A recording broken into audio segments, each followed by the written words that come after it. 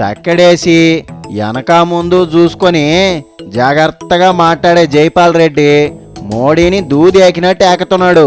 చరిత్రని దవ్వేంత జ్ఞానం పెదానికి లేదని ఎత్తిబొడొస్తున్నాడు. జైపాల్ ఏమంటున్నాడో చూద్దామా?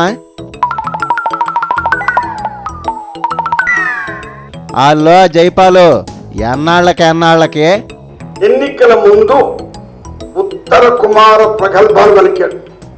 ఎవరు ఏం తక్కువ తినలా, అందరూ మైకాసురులే.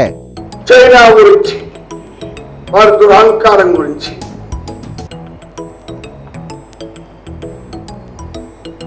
పాకిస్తాన్ యొక్క దుష్ప్రయత్నాల గురించి. ఎవరా ఉత్తర కుమారుడు?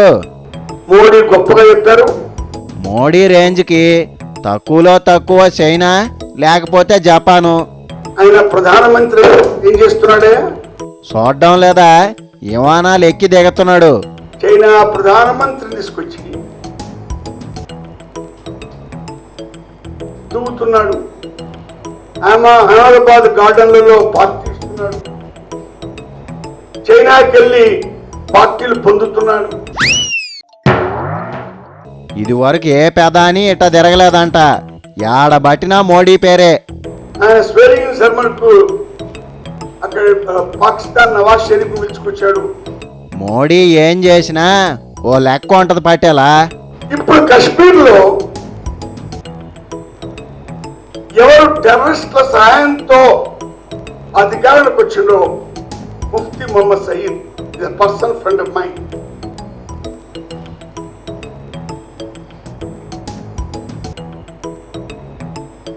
వారి సహాయంతో ప్రభుత్వం నడుపుతున్నాడు. అక్కడ కాశ్మీర్లో బీజేపీకి అంత సీన్ వచ్చిందంటే మోడీ పుణ్యమే. ఎక్కడ పోయిందయ్యా నీ ప్రతాపం?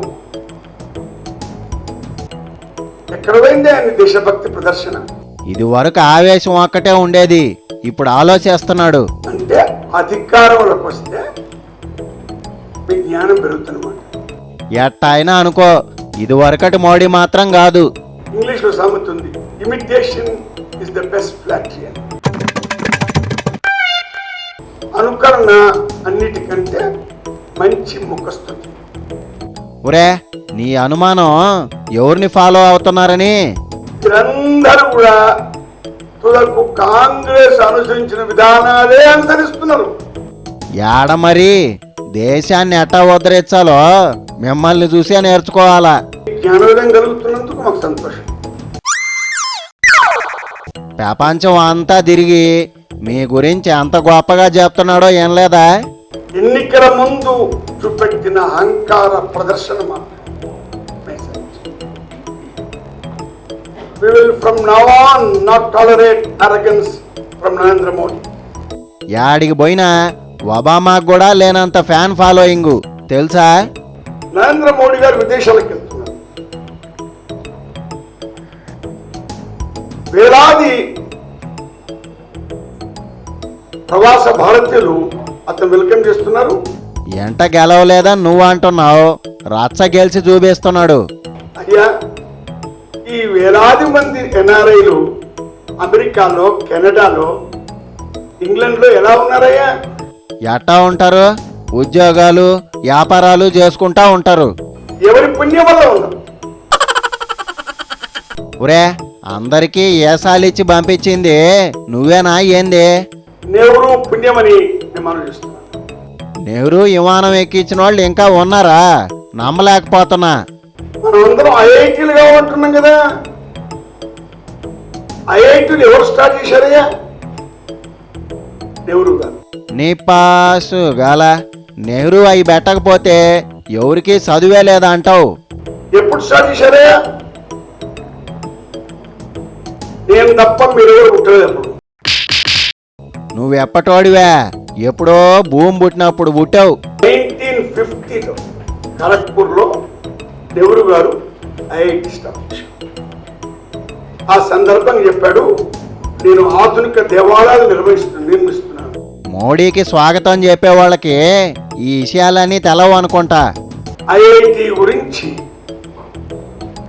పరిజ్ఞానం లేని నరేంద్ర మోడీ గారు తన ప్రధానమంత్రి కాగానే అంత ప్రవాస భారతీయులు ఆ దేశాల్లో కలిశారని నేను స్వాగతం చెప్పాను. అసలు నెహ్రూ చేసింది ఏమీ లేదు, పటేలే మొనగాడు అంటున్నాడు ఈ మధ్య. ఆయన జ్ఞానం పూజ్యం, ఆయన అహంకారం పరిపూర్ణం. నేతాజీ మీద సిఐడిఎల్ని పెట్టింది కూడా నెహ్రూయేనంట. చరిత్ర జోలికి వెళ్ళకపోవడం ఎవరికైనా ఆరోగ్యకరం. తవ్వడం మొదలు పెడితే గడ్డపార ఇరిగినా ఆగడు మోడీ. చరిత్ర గురించి కొంచెం జ్ఞానం ఎందుకు అవసరం? ఆ జ్ఞానం పేరిట దాని జోలికి పోతూ తెలవని వాళ్ళు. తెలవదని వదిలేస్తే అట, తవ్వుతుంటే అదే బయటకు వస్తుంది. History is more explosive than atom. Modi వచ్చి ఏడాదైంది, 2G స్కాములు లేవు, కోల్ స్కాములు లేవు. ఏమనంటే స్కాములు లేవంటున్నాడు. అయ్యా స్కామ్ జరగగానే తెలవదయ్యా. ఒరే, బోఫోర్స్ అనుభవం మీద చెప్తున్నావా? అది పాకం ఎప్పుడు 3 సంవత్సరాలు. There is an inevitable time lag between the occurrence of corruption and the exposure of a scam. మనకు తెలిసి ఢిల్లీలో సీక్రెట్ స్కామ్లు ఏమన్నా ఉన్నాయా? అన్ని విషయాల్లో కాదు, చాలా విషయాల్లో, విదేశాంగ విషయంలోనూ రక్షణ విషయంలోనూ. నిజమా? తోటాలు కొని తుపాకులు లెక్క రాశారా? డిఫెన్స్ డిపార్ట్మెంట్ లో ఉంటుంది పర్చేజ్ కమిటీ, దాని నుంచి వెతకాకుండా వీల్లేదు. ఒరే, అంత స్టడీ సపోర్ట్ లేకుండా ఏం కొన్నారు? ప్రధానమంత్రి గారు స్వయంగా అక్కడ ప్రెసిడెంట్ హాలండ్తో మాట్లాడి 36 ప్లేన్లు కొనేసిండు గవర్నమెంట్ టు గవర్నమెంట్. ఎవరికన్నా పెత్తనం ఇస్తే కమిషన్లు నొక్కతారని భయమేమో. ట్రాన్స్పోర్ట్ టెక్నాలజీ గురించి ఏమిటి, దాని రేట్ ఎంత, పారదర్శకం లేదు. అదేమన్నా కారా బైకా మోడీ నడిపి చూడటానికి? జాగ్రత్తగా ఉండాలని చెప్పి మేము కోరుతున్నాం. ఇంకేమన్నా జాగ్రత్తలు ఉంటే చెప్పు. ప్రధానమంత్రి స్వయంగా ఆస్ట్రేలియాకి వెళ్ళి అదాని గారికి 5,000 కోట్లు అప్పియమని చెప్పి ఎస్బీఐ చీఫ్ చెప్పాడు. ఇక్కడ కాదు, ఆస్ట్రేలియా చెప్పాడు. ఎగ్గొడితే ఆస్ట్రేలియాకే ఆవదం, మనకొచ్చే దండగేంలే. అది క్రోనిక్ క్యాపిటలిజం ఒక ఎగ్జాంపుల్ కదా. చైనాలో కూడా ఇటగే ఎవరికన్నా అప్పులు ఇప్పించు ఉంటాడని డౌటా? నేను అన్ని వివరాలు వాకే ఆడే మాట్లాడదు గాని. Thanks for your patient hearing.